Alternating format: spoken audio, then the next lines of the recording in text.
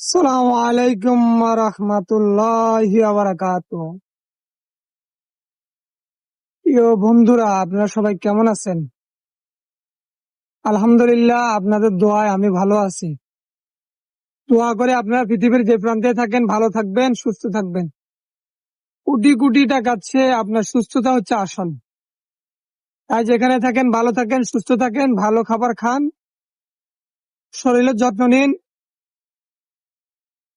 আত্মীয়তার সম্পর্ক বজায় রাখুন, গীবত শাকায়াত থেকে দূরে থাকুন। আল্লাহ তাআলা কবরের সবচাইতে বড় দুইটা আযাব দিবে। সে দুটার আযাবের মধ্যে ১ নম্বর আযাব হচ্ছে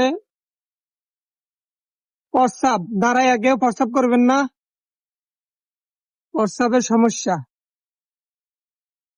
দাঁড়াইয়া কেউ প্রস্রাব করবেন না। প্রস্রাবের হিসাব আযাব কবরে হবে বেশি। আর আখিরাতে নেকের পাল্লা ভারী হবে। মানুষের সাথে সুন্দর ব্যবহার করবেন। সবচাইতে ওজন হবে নেকের পাল্লা ভারী মানুষের সাথে সুন্দর ব্যবহার। আর সুবহানাল্লাহ ওয়া বিহামদিহি সুবহানাল্লাহিল আযীম, এটা হচ্ছে তাকবীর। এটাও সবচাইতে বড় নেক। কিন্তু আমল ভারী হবে একমাত্র মানুষের সাথে সুন্দর ব্যবহার।